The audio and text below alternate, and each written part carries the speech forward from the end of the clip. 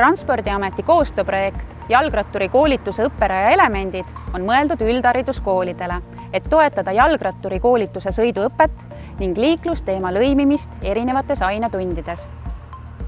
Näiteks tehnoloogiaõpetuse ainetunnis valmistatakse projekti raja elemendid, mida saab liikumisõpetuse ainetunnis kasutada vahendil liikumise arendamiseks. Kokkuleppel on projektiga oodatud liituma ka noortekeskused, huvikoolid ja muud asutused, kus toimub jalgratturi koolitus. Projektis osalemiseks peab koolis toimuma jalgratturi koolitus või planeeritakse sellega alustada. Ning kool peab liitumisel arvestama, et õpperaja elemendid valmistataks 1 õppeaasta jooksul. Kool registreerub meie kodulehe liikluskasvatus.ee veebivormi kaudu. Seejärel võtab ennetustöö osakonna piirkonna ekspert kooliga ühendust ning lepitakse kokku meie poolt rahastatavate tarvikute üleandmine. Tarvikuteks on piirdelint, markeerimisvärv, liiklusmärkide komplekt ja tähiskoonused. Kool hangib õpperaja elementide valmistamiseks vajamineva materjali, kas soetab materjali ise või leiab selleks sponsori. Abiks koguste planeerimisel on kodulehelt leitav projekti abimaterjal, õpperaja elementide hinnakalkulatsioon ja joonised. Õpilased valmistavad aineõpetaja juhendamisel projekti elemendid tehnoloogiaõpetuse tundides või leiab kool elementide valmistamiseks sponsori. Valminud elemente kasutatakse eelkõige jalgratturi koolituse sõiduõppes, liikumisõpetuse tunnis. Õpperaja elemente soovitame kasutada ka kooli korraldatavatel üritustel, näiteks liikumispäevadel ja spordipäevadel, kaasates ka vanemate klasside õpilasi. Ideid elementide laiemaks kasutamiseks saad meie piirkonna ekspertidelt. Pärast elementide valmimist koostab kooli kontaktisik projekti aruande vähemalt 2 fotoga elementide kasutamisest ja edastab selle meie piirkonna eksperdile. Õpperaja elemente saab kasutada harjutusrajana, jalgratta sõiduoskuste arendamiseks või imiteeritud liiklusväljakuna. Kasutades liiklusmärke ja soovi korral lisades liiklusväljakule õpperaja elemente, saab imiteerida võimalikke situatsioone reaalses liikluses. Harjutusrada saab maha märkida laste sõiduoskust arvestades kas keerulisema või lihtsama rajana ning arvestades olemasoleva platsi mõõtmeid.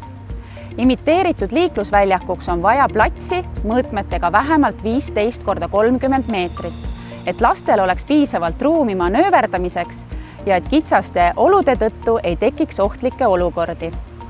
Sügistalvisel perioodil on väljak võimalik üles seada ka siseruumides.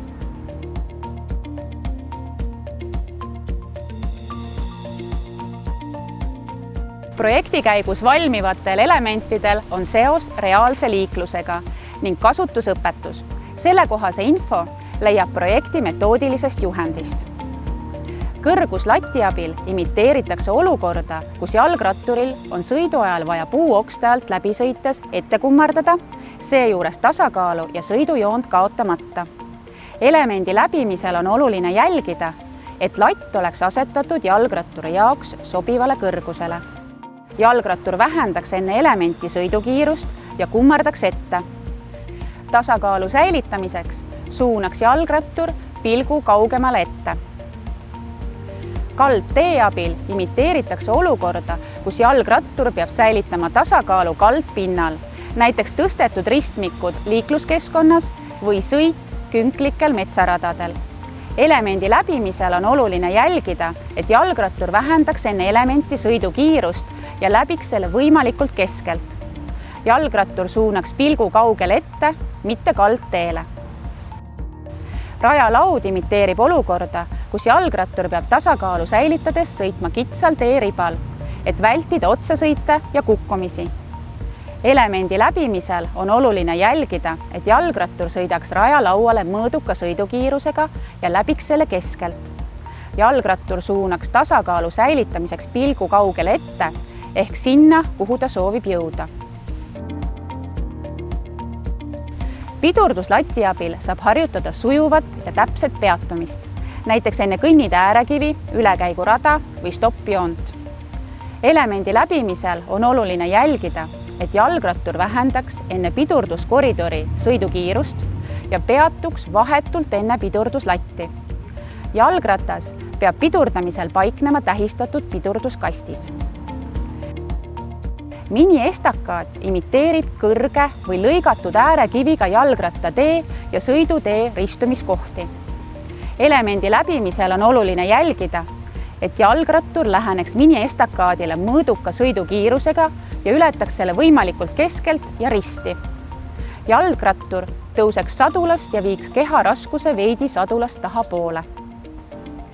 Raskesti läbitav teelõik imiteerib jalgratturile teele sattuvaid raskesti läbitavaid kohti nagu raudtee ülesõidukoht, kanalisatsioonikaevude luugid või terava servaga löökaugud.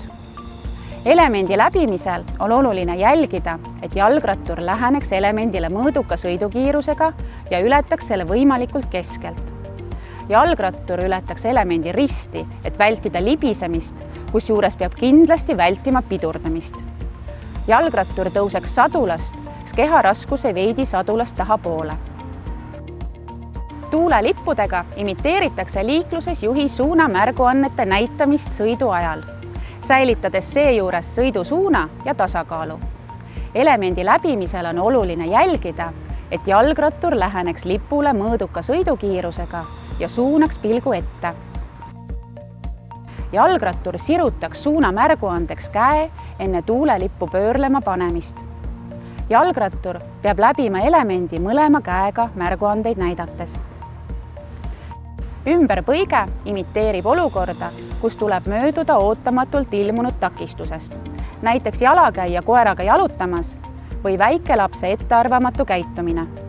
Elemendi läbimisel on oluline jälgida, et jalgrattur vähendaks sõidukiirust, keskenduks takistusele ja oleks valmis kiirelt liikumise suunda muutma ja seejärel taas paremale reastuma. Tagasipööre imiteerib olukorda, kus rattur peab piiratud alal tagasipöörde sooritama. Elemendi läbimisel on oluline jälgida, et jalgrattur siseneks tagasipöörde poolringi mõõduka kiirusega ja suunaks seejuures pilgu enda ette, kuhu soovib jõuda. Jalgrattur läbiks elemendi võimalikult tähiste kõrvalt, läbimisel tuleb vältida järsku pidurdamist. Sisering imiteerib olukorda, kus jalgrattur peab väga kitsastes oludes sooritama tagasipöörde.